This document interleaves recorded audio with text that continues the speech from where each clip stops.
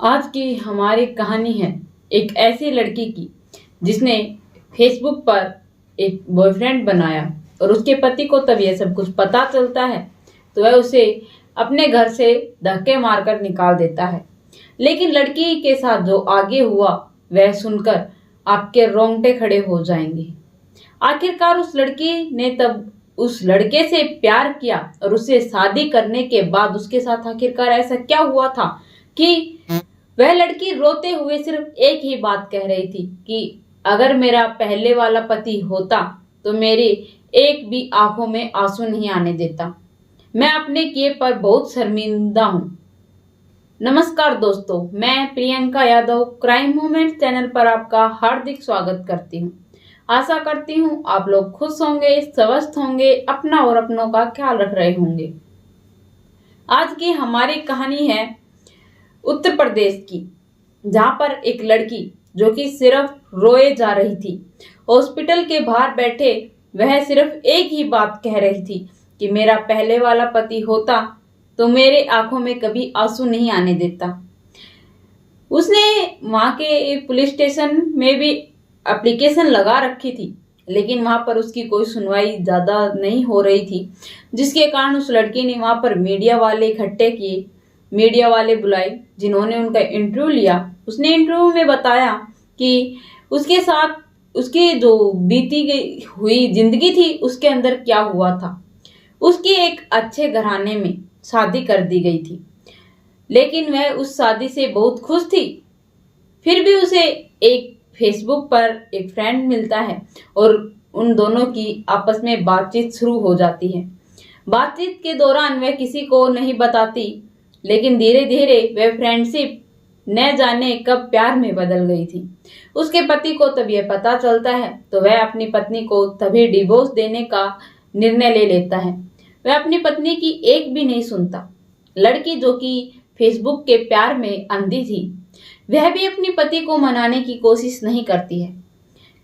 वह खुशी खुशी डिवोर्स लेकर अपने बॉयफ्रेंड से बात करती है और उसके साथ शादी कर लेती है।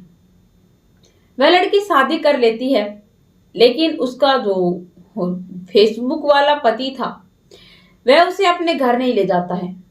उसका कहना था कि मेरा एक बड़ा भाई है, उसकी शादी होने के बाद मैं अपनी शादी के बारे में घर पर बताऊंगा। लेकिन तब उसके बड़े भाई की शादी हुई तो उसे इनवाइट भी किया गया था।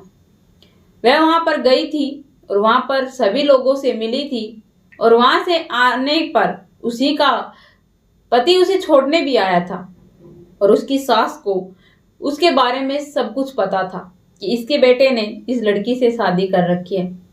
उसकी सास वहां पर खड़े होकर अपनी बहू के साथ बहुत अच्छे से व्यवहार कर रही थी, लेकिन उस लड़की को नहीं पता था कि उसकी जिंदगी में कितना बड़ा तूफान आने वाला है। लड़के का पिता इन सभी बातों से अनजान था। लड़की जो कि उसके प्यार में इतनी पागल थी, वह न जाने उसके साथ कहां कहां घूम चुकी थी। उसके घर वालों को भी इस बात के बारे में पता था। माँ ने भी इस बात पर कोई भी ऑब्जेक्शन नहीं उठाया, क्योंकि अगर बेटी की रजामंदी है तो उसमें माँ बाप भी क्या कर सकते हैं। उसने शादी कर ली थी। शादी करने के बाद वह उसे कभी किसी होटल में रखता था तो कभी रूम लेकर रखता था। बहुत दिन बीत जाने पर एक दिन वह उसे अपने घर पर छोड़कर कहता है कि मैं कुछ काम के लिए कहीं बाहर जा रहा हूं, मेरी जॉब लग गई है, मैं आकर तुमसे मिलता हूं और अपने घर वालों के पास भी तुम्हारी बात करता हूं। यह बात कहकर वह उसे उसके मायके में छोड़कर चला जाता है। उनका रिलेशन कम से कम 3 या 4 साल तक चलता है। समय न जाने कब बीत गया था, लेकिन 6 महीने से उनके जिंदगी में बहुत से तूफान मचे हुए थे, जिसके कारण लड़की अब अपने आप को उस जंजाल से छुड़वाना चाहती थी और उसे अब पछतावा था कि उसने पहले पति को इतना बड़ा धोखा क्यों दिया, क्योंकि वह उससे बहुत प्यार करता था और शायद वह बहुत विश्वास भी करता था, जो उसने बहुत बुरी तरीके से तोड़ दिया था। वह टाइम रहते इन बातों को नहीं समझ पाई, लेकिन अब वह उनके जंगल में फंस चुकी थी। लड़की जो कि अपने पति से बातें करती है, उसका पति कहता है कि मेरे माता पिता मेरे लिए रिश्ता ढूंढ रहे हैं। वह कहती है कि तुम्हारे माता पिता को तुम बता क्यों नहीं देते हो कि हमारे दोनों की शादी हो चुकी है, वह मुझे अपना लेंगे। लेकिन वह ऐसा नहीं करता है। वह उसके बारे में अपने माता पिता को नहीं बताता है। लेकिन न जाने कैसे उसके पिता को लड़की के बारे में खबर पता चल जाती है। पिता जो कि लड़की को बहुत गंदी गंदी गालियां बकते हैं। उसे इतनी गालियां बकते हैं कि लड़की बताने में भी हिचकिचा रही थी। लड़की के चाचा जो कि दिल्ली में रहते थे, वह उन्हें दिल्ली बुला लेते हैं। दिल्ली बुलाने के बाद उसके साथ रेप करने की कोशिश करते हैं और कहते हैं कि हम इसे किसी ऐसे लोगों के हाथ बेच देंगे कि इसका किसी को पता भी नहीं चलेगा। लड़की को यह बात अपने कानों से सुनी थी, लेकिन वह सिर्फ एक ही उम्मीद पर लगी हुई थी कि वह अपने पति के साथ शायद रहेगी, उसे समझाएगी तो शायद उसकी जिंदगी पहले से बेहतर हो सकती है। दिल्ली के अंदर उसे पता चलता है कि वह प्रेग्नेंट है। उसका पति प्रज्ञानूज लाकर उसके टेस्ट करता है। उसमें पॉजिटिव दिखाई देने पर वह बहुत गुस्सा हो जाता है। लड़की बहुत खुश थी। वह उससे बार बार बच्चे के बारे में बात करना चाहती थी कि हमारा बच्चा हो जाएगा तो शायद तुम जो यह मेरे साथ जो करते हो यह सब कुछ छोड़ देना, और ये बुरे जो काम तुम करते हो यह भी छोड़ देना। हम अपने बच्चे को लेकर एक नई जिंदगी शुरू करेंगे, और रही बात तुम्हारे माता पिता की, वह भी हमें अपना लेंगे। यह बात तब वह कहती है। वह उसे बहुत मारता था, लेकिन लड़की के पास रोने के अलावा कुछ भी नहीं था, क्योंकि उसने गलती ही ऐसी की थी। उसने अपने पहले प्यार को ठुकराकर दूसरे प्यार पर विश्वास किया। ऑनलाइन पर न जाने कितने धोखेधड़ी होते रहती हैं, लेकिन उसने फिर भी इस फेसबुक के प्यार पर इतना अंधविश्वास किया कि उसने अपने शादीशुदा पति को छोड़कर ऐसे रिश्ते में बंध गई। धीरे धीरे समय बीतता जा रहा था। वह जब दिल्ली के फ्लैट में पहुंचती है तो उसके चाचा जी उसे बेचने की बात करते हैं, लेकिन वह यह सुनकर डरती नहीं है, बल्कि उसे एक आस थी कि शायद तेरा पति तेरा हो सकता है, वह तुझसे प्यार कर सकता है। धीरे धीरे वह अपनी कोशिशें करती रही, लेकिन उसकी कोई भी कोशिश रंग नहीं लेके आती है। फिर पता चलता है कि उसकी तबीयत बहुत ज्यादा खराब हो गई है। उसका पति उसकी देखभाल करता है, क्योंकि उसे बहुत ज्यादा उल्टियां, जी मलचाना, ऐसी बहुत सी प्रॉब्लम होने लगती है। इनका मतलब यही हो सकता है या तो वह प्रेग्नेंट है, या उसको कुछ खाना जो कि खाया है उससे कुछ एलर्जी या फूड पॉइजन हुआ है। उसका पति जल्दी से जाकर मेडिकल से एक प्रगानुज लेकर आता है। वह उसका टेस्ट खुद करता है, जिसके अंदर पॉजिटिव दिखाई देता है। लड़की बहुत खुश होती है, लेकिन लड़का जो कि उसके चेहरे पर एक परेशानी सी नजर आ रही थी, उसके चेहरे से साफ नजर आ रहा था कि वह यह बच्चा नहीं चाहता है। लेकिन लड़की करे तो करे क्या। लड़की जो कि अपने पति को सुधारने के चक्कर में वह उस बच्चे को रखना चाहती थी, और वह उस बच्चे को नहीं रखना चाहता था। वह चाहती थी कि शायद मेरा बच्चा होगा तो मेरा पति मेरा हो सकता है, यह मुझे पहले जैसा प्यार कर सकता है। उसकी यह गलतफहमी बहुत ज्यादा मुसीबत बन सकती थी, लेकिन उसने इस बातों का अंदाजा नहीं लगाया। वह जब भी टाइम मिलता अपने पति से उस बच्चे के बारे में बात करती, लेकिन उसका पति तो उसे कुछ न तो खाने को लाकर देता था और न कभी उसकी केयर करता था, जिसके कारण लड़की बहुत वीक पड़ जाती है। एक दिन वह बेहोश हो जाती है। आसपास के लोग उसे एडमिट करवाते हैं। अस्पताल में एडमिट करवाने के बाद अस्पताल की नर्स उन्हें कहती है कि आपको 4-5 दिन यहीं रहना होगा, जिसकी वजह से आपकी सारी पूर्ति की जाएगी। हमें कुछ इंजेक्शन ग्लूकोज लगवाने होंगे। यह सब कुछ सुनकर उसका पति, जो कि उसे नर्स के साथ झगड़ा करके घर पर ले आता है, नर्स भी झगड़े में बोल देती है कि आज के बाद तुम यहाँ पर अपनी पत्नी के साथ मुझे दिखाई मत दे जाना। इन दोनों के बीच में लड़की, जो कि मौत और जिंदगी के बीच में जूझ रही थी, लड़की की हालत बड़ी ही नाजुक थी और उसकी हालत दिन प्रतिदिन बिगड़ती ही जा रही थी। लड़का, जो कि अब उससे छुटकारा पाना चाहता था, वह उसे उसके घर पर ले आता है। उसकी माँ को कहता है कि माँ, मैं अब आपकी बेटी के साथ रहना चाहता हूँ, इससे बहुत प्यार करता हूँ, इसके बच्चे की केयर करना चाहता हूँ। माँ, जो कि बड़कपन में यह समझ बैठी कि शायद आज बेटी का घर बस जाएगा, माँ ने अपनी जमा पूंजी सारी उसको दे दी, जिसके बाद अब तो माता पिता भी उसका साथ नहीं दे सकते थे।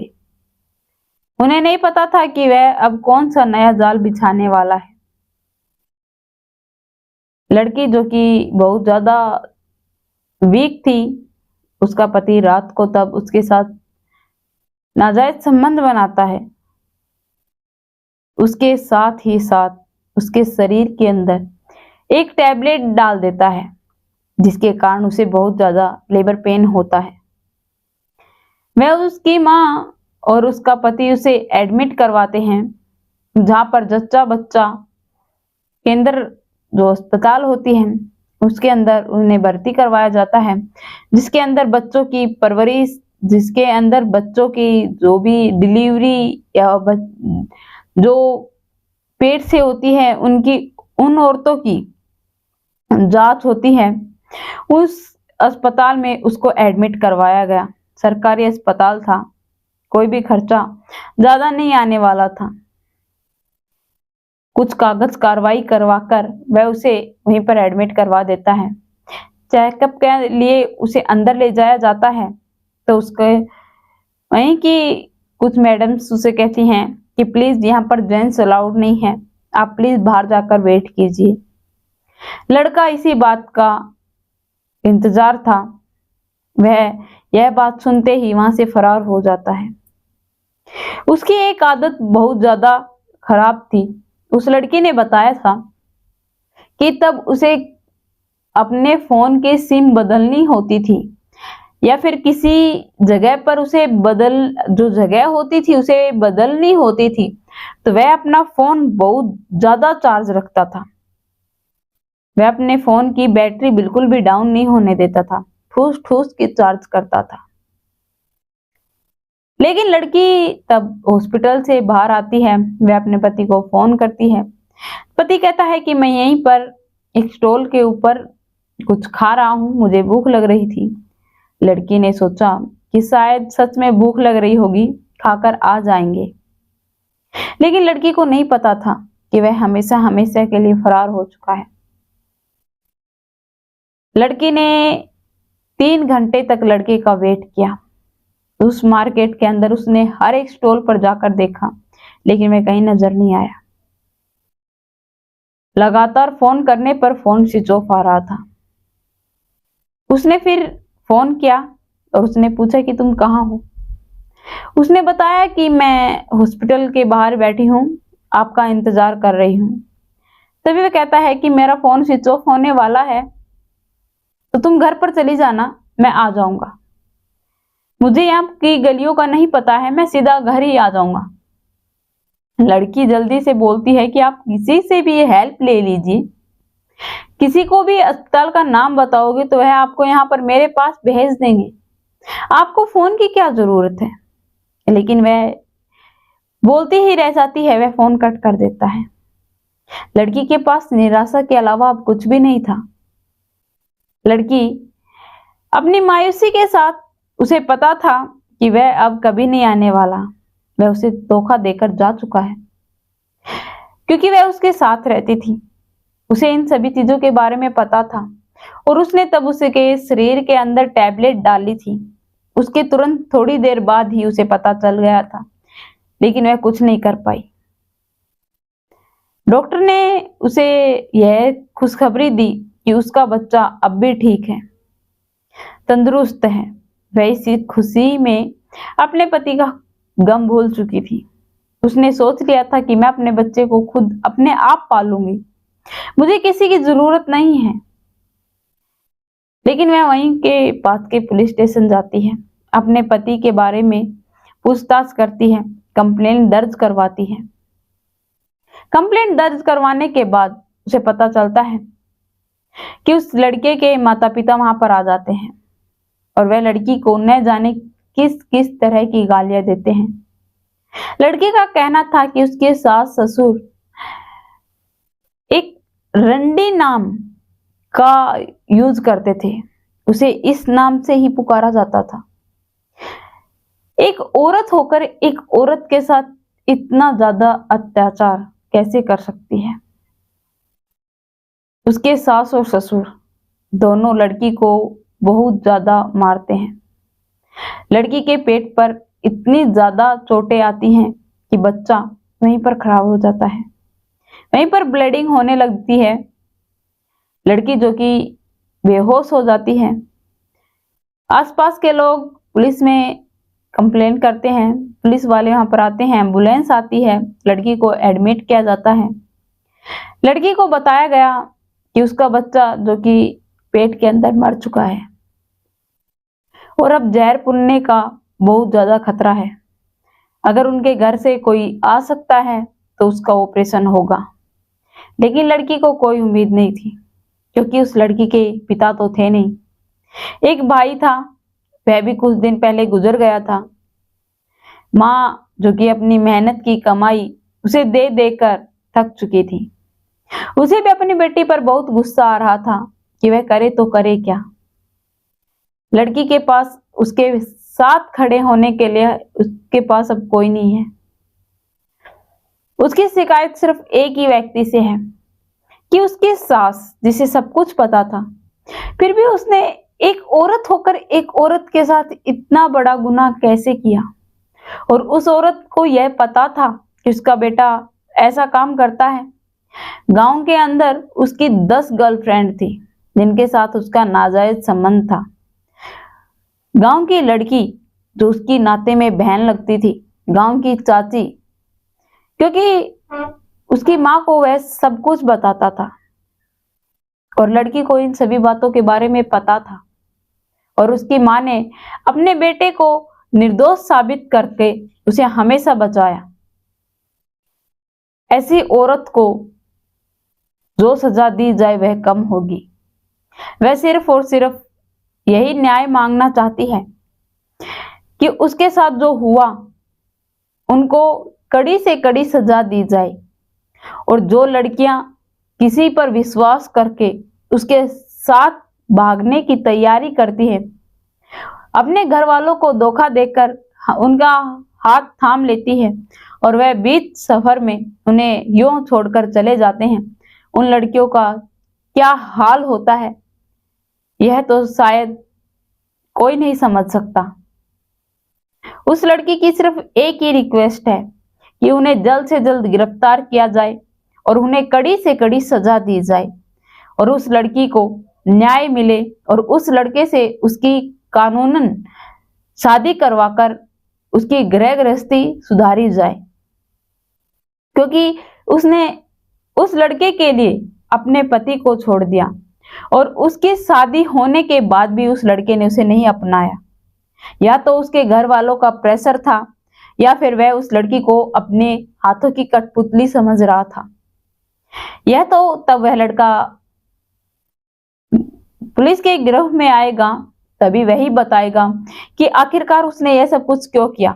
और लड़की का यही कहना है कि मैं तभी डिसीजन ले पाऊंगी कि मुझे उसके साथ रहना है या नहीं। आप लोगों को क्या लगता है कि उस लड़की ने उस लड़के के साथ अब आगे अपनी जिंदगी शुरू करनी चाहिए या फिर नहीं। कमेंट में लिखकर जरूर बताना। मेरे चैनल को सब्सक्राइब करना, बेल नोटिफिकेशन को ऑन करना ताकि ऐसी हर वीडियो जल्द से जल्द आप लोगों तक पहुंच पाए।